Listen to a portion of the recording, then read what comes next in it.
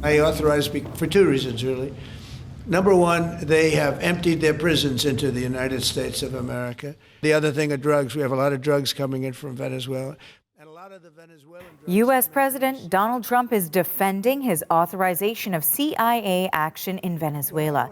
His administration has been launching lethal strikes on boats off the Venezuelan coast, which Trump claims are linked to drug traffickers. Trump is hinting the military campaign could continue by land. A warning, we're going to show you an example of the type of attack that's been carried out on the water in recent weeks.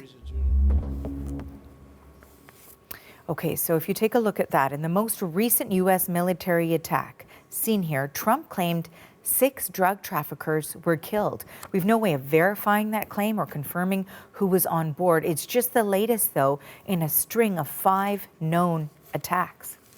And the CBC's Willie Lowry is tracking this story for us. He joins us now live from Washington. So, Willie, we've seen these repeated U.S. attacks on the water. What are we now learning about Trump's green light for covert CIA operations, potentially on land, too? Well, Arthi, President Trump says this is all about limiting the amount of illegal drugs flowing into the U.S. and saving American lives. As you mentioned, since September, the U.S. has launched at least 5 of these strikes, at least that we know of, and they're all on what Trump says are narco-terrorist boats in the Caribbean. By his estimate, every strike saves roughly 25,000 American lives, so that's a almost impossible statistic to verify. And he says he's not about to stop anytime soon. He's now, of course, authorized the CIA to conduct covert operations in Venezuela and says he hasn't ruled out a strike on land. And that's a move that would further escalate this really brewing conflict between the two countries. Let's take a listen. I don't want to tell you exactly, but we are certainly looking at land now because we've got the sea very well under control. We've had a couple of days where there isn't a boat to be found.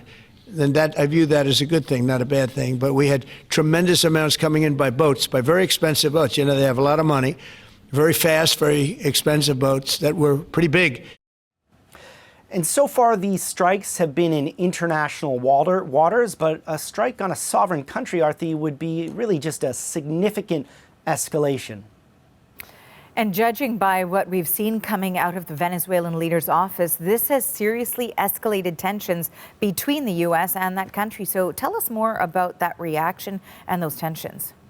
It certainly has. And relations between the two countries has, at least for the last several decades, not actually been very good, but it's deteriorating at quite a significant pace. So as we mentioned, on tensions really escalating here. We have Venezuelan President Nicolas Maduro accusing the Trump administration of attempting a coup against him. And the U.S. does not view Maduro as the legitimately elected president of Venezuela.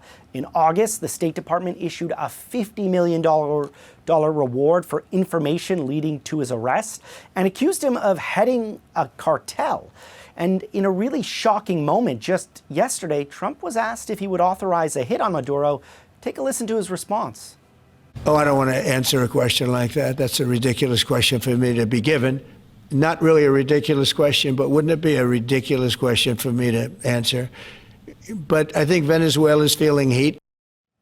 And again, not really a yes or no response that he gave there. But it should be noted here that the recent strikes, which have killed at least 27 people, have many in the U.S. concerned. And earlier this month, Democrats in the Senate attempted to block the strikes under the War Powers Act, but failed. Senator Richard Blumenthal says Congress needs to be better informed. Let's take a listen. Congress should demand to know what the evidence is that these boats are part of a cartel, some invading or hostile foreign adversary that would justify using the rules of law and war. And Arthi, Trump has really brushed off these lawmakers' concerns and says the U.S. knows what's on the boats before it strikes.